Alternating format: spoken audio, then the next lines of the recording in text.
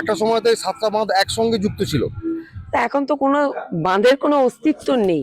যমুনা বাঁধকে মানুষের ব্যবহারযোগ্য এবং সৌন্দর্যায়ন করব, এটা একদম কমিটমেন্ট আমাদের।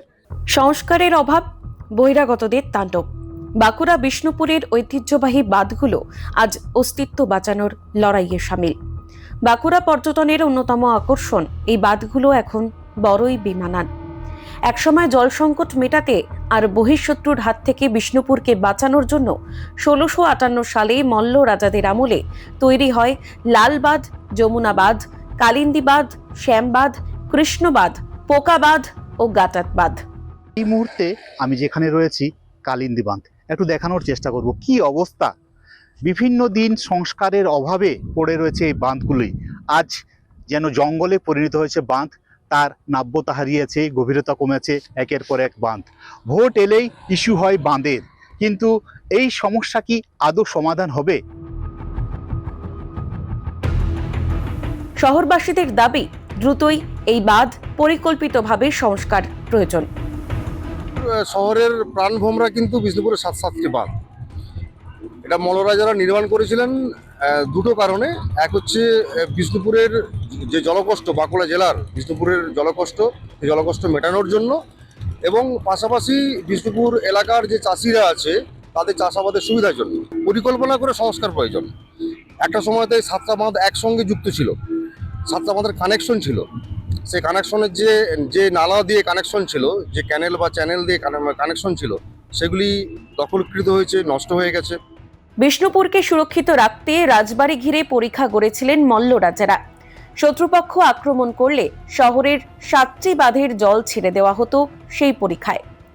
গোলা বারুদ নিয়ে এগোতে পারত না শত্রু সেনারা। বর্গী আক্রমণের সময় সাফল্য এসেছিল এই পদ্ধতিতেই, কিন্তু বহুকালই হলো সেই পরীক্ষা বুঝিয়ে বসত বাড়ি গজিয়ে উঠেছে প্রাচীন এই শহরে। আর এই 7টি বাঁধের জল শুধু সুরক্ষার কাজেই লাগতো না, তীব্র খরার সময় শহরবাসীর জল সমস্যাও সমাধান করত এই বাঁধগুলি।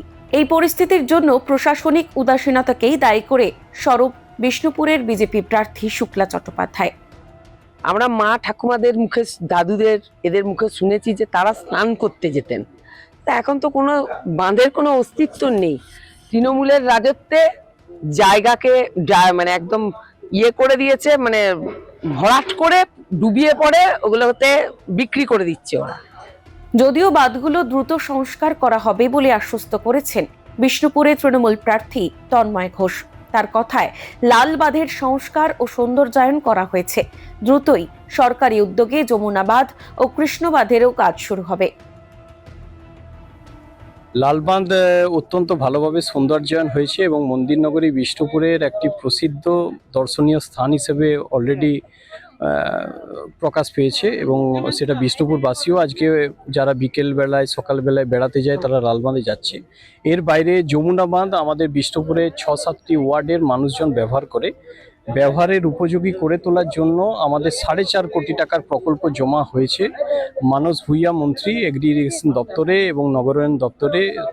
75 লক্ষ টাকা নগরায়ণ দপ্তরে এবং 3,75 লক্ষ টাকা আপনার এগ্রি ইরিগেশন দপ্তরে।